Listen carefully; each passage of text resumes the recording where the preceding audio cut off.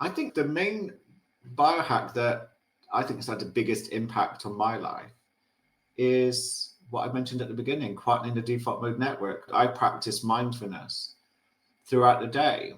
And I love this analogy, which really is helpful, that we are so fast paced and trying to fix ourselves. We're natural problem solvers that we get lost in overthinking. We get lost in our minds. And it's like the muddy pond scenario, which is, the pond is muddy and you can't see through it because the mud is all stood up. But when you begin to leave it alone, the mud settles and the water becomes clear.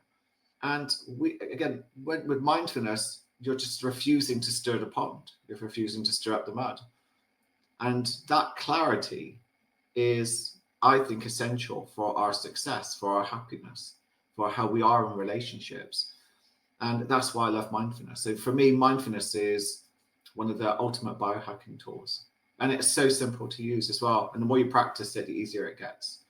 But that's what I would say is made the biggest difference to my life. If there had ever been an Olympic gold medal for overthinking, I would have been on that podium. I used to be lost in my mind, trying to frantically solve things because I thought I'd be safe by thinking of a magical solution somewhere, which never really happened. Well, I guess that's an inherent problem with biohacking, isn't it? We're just trying to find the solution to everything all the time. And letting go and accepting is really very important.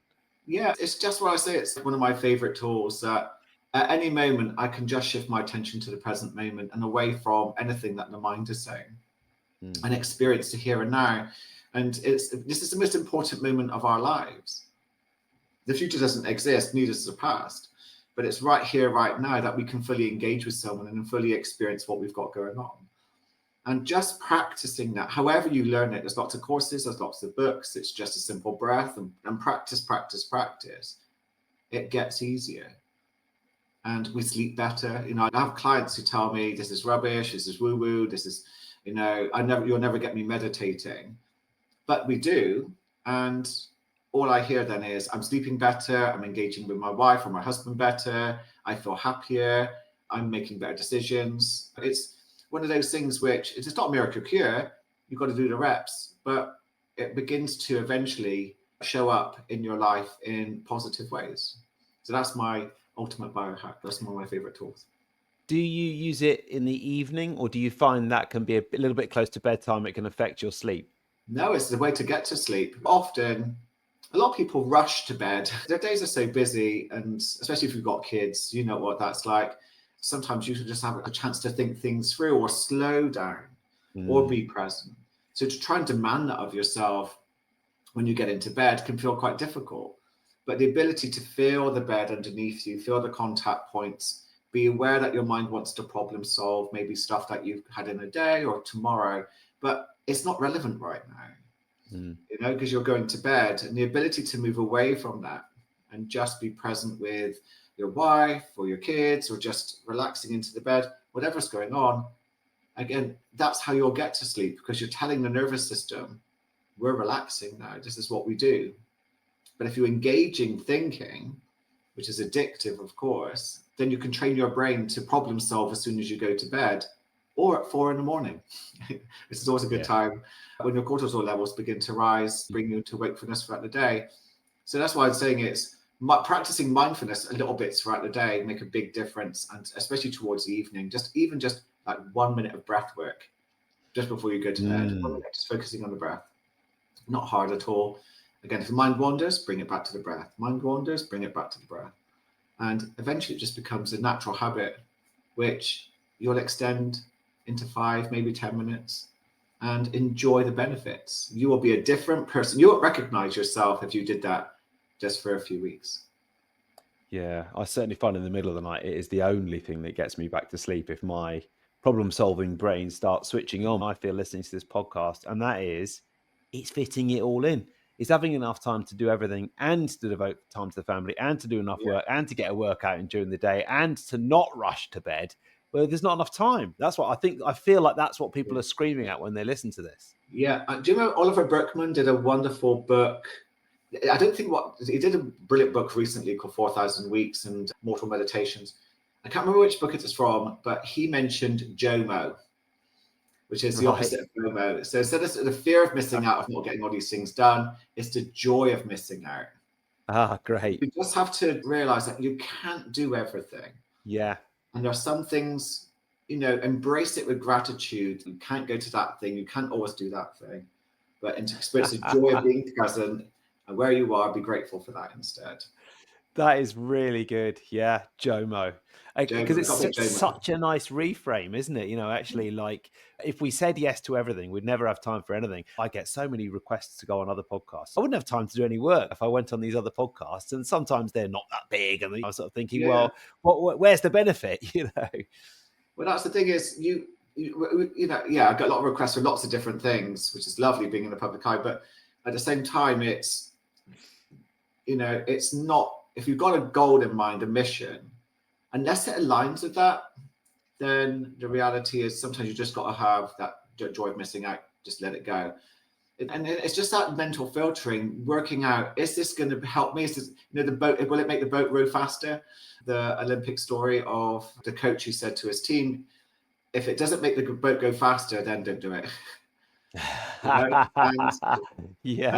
And so in a sense, if it doesn't make your boat go faster, then why are you doing it?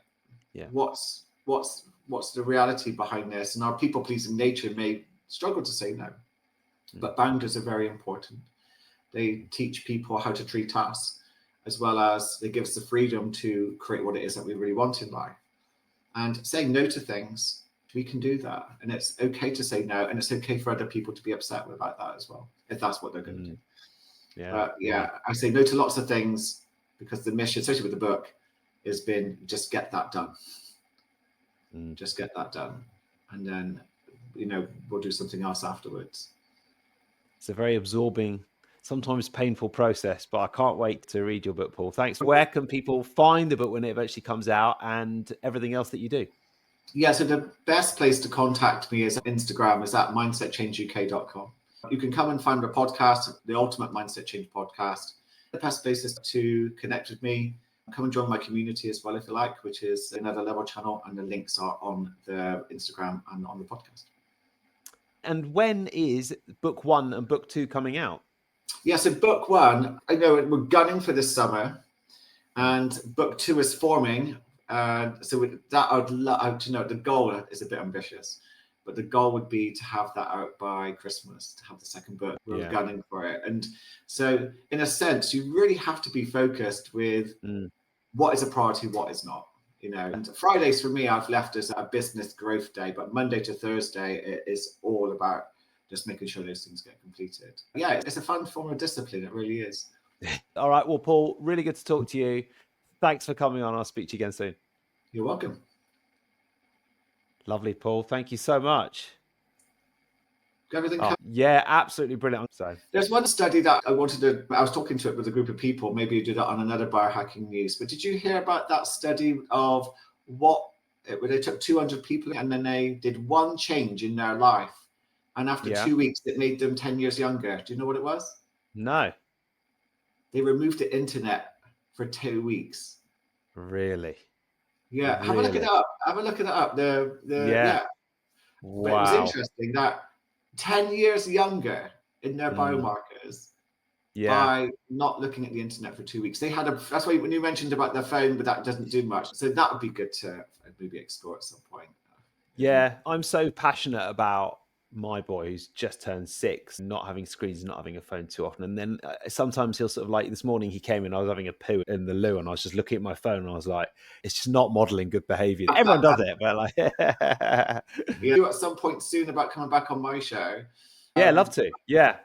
I was thinking about your sort of the antihistamine side of things, and also about what supplements you think people really should be looking at and which ones to avoid. Yeah. So we can arrange a chat around that. I thought that would be great. That'd be great. That'd be really good. Thank you, Paul. And what was that event you went to in Malaga? Because my friend from Lagos went last weekend as well. High Rocks. Is it a big event? It's the biggest growing sport. That was my 10th one, I think. Really? It's the biggest growing sport, in the world, apparently. And it attracts thousands of people, like 10,000 people go to the event itself. It's fun. I love it. I absolutely love it. I've got one coming up next month in London. Yeah. And then I'm competing on my own. I'm doing a solo, which I'm in a way I'm very excited about, in Berlin, in an airfield. Wow. Much about it. I mean, I just knew my friend went over last weekend, and I was like, oh, that sounds interesting. Yeah, it's a tough gig, but I took my partner with me, and I've competed with them twice just to help them get to a certain level. Yeah. I'm a bit faster, so I have to hold myself back a bit, but it's still tough. It's not an easy race. But they have smashed it. They have really Great. Yeah, they're very excited. Hyrox, Hyrox. Yeah, I will. And mate, really good to talk. Thank you so much.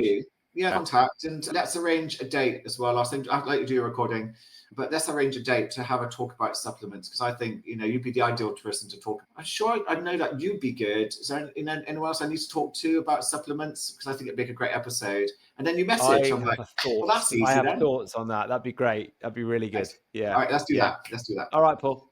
Thanks a lot. Thanks, bye-bye. Bye-bye.